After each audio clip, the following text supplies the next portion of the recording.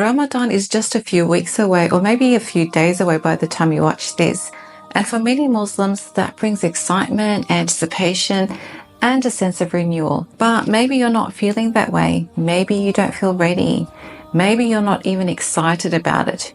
You may even be dreading it. It's important to recognize that not everyone enters Ramadan in the same emotional or spiritual state. Some people have been counting down the days, eagerly preparing their schedules, setting Quran goals, and planning their iftar gatherings. Others, however, may be feeling distant from their faith, exhausted by life's responsibilities, or even overwhelmed by the idea of another Ramadan passing by without feeling a deep connection with Allah. If that's you, I want you to take a deep breath and remind yourself Ramadan is a journey, not a sudden switch you have to flip. It's okay if you don't feel ready. Give yourself permission to warm up to it.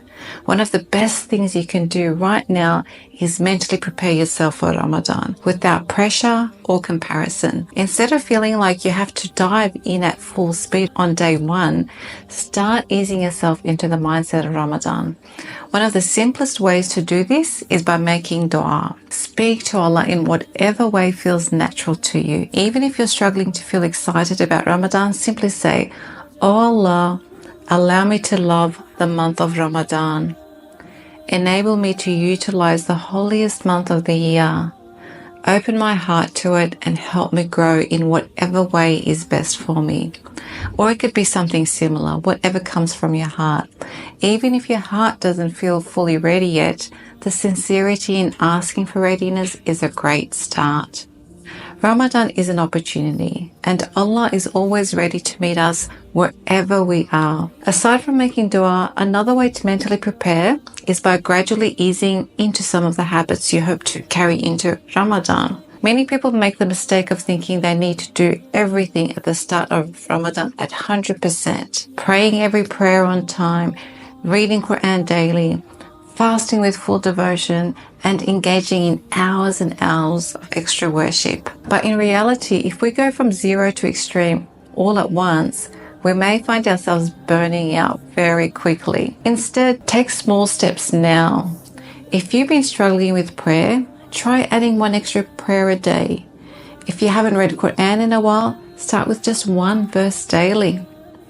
If fasting feels daunting, try fasting 1 or 2 days before Ramadan begins, just to get you into the rhythm. These small actions help us enter Ramadan with momentum, rather than feeling like we're starting from scratch. Another important reminder as we approach Ramadan is this: your Ramadan does not have to look like anyone else's. Social media, family, and community expectations can sometimes make us feel like there's only one right way to experience Ramadan.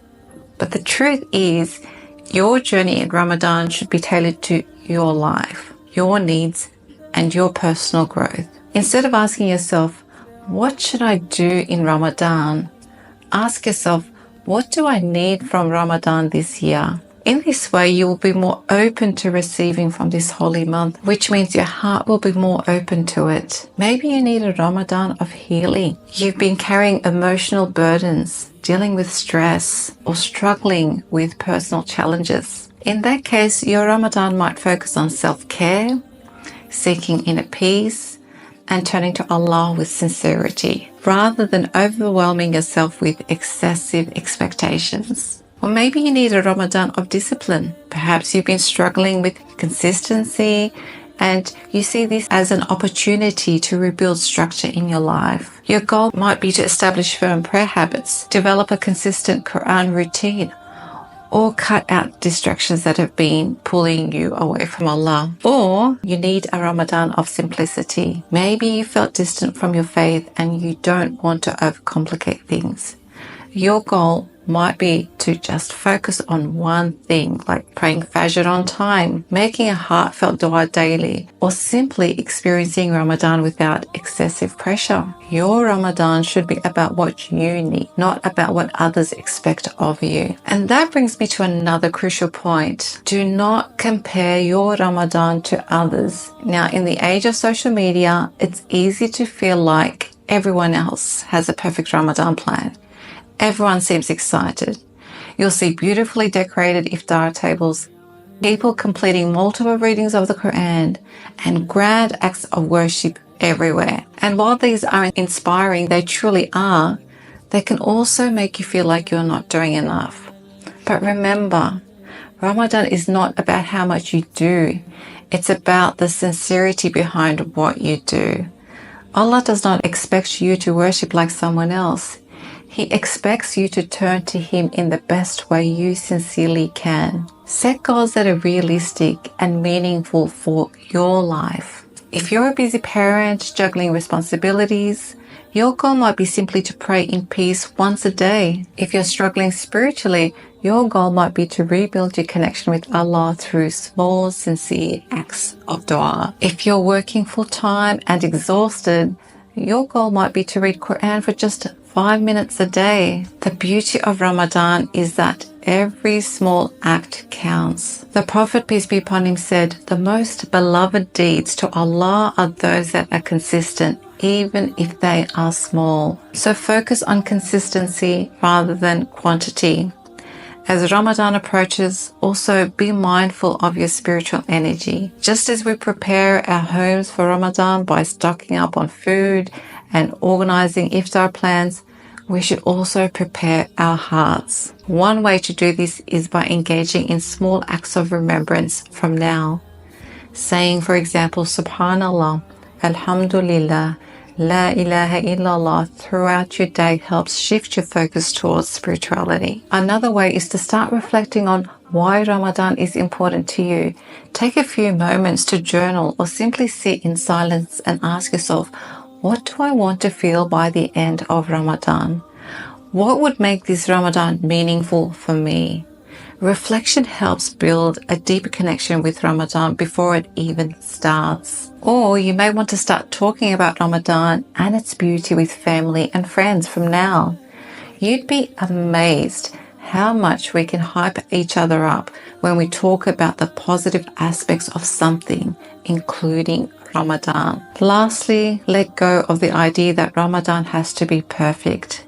Some days will be great. You'll feel connected, motivated, and spiritually uplifted. Other days might be harder. You may feel tired, unmotivated, or even discouraged.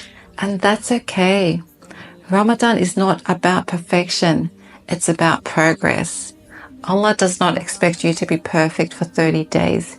He simply wants you to try, turn to Him, and take one step closer than before. He wants you to try, and He wants you to be sincere. So if you're feeling unprepared for Ramadan, breathe.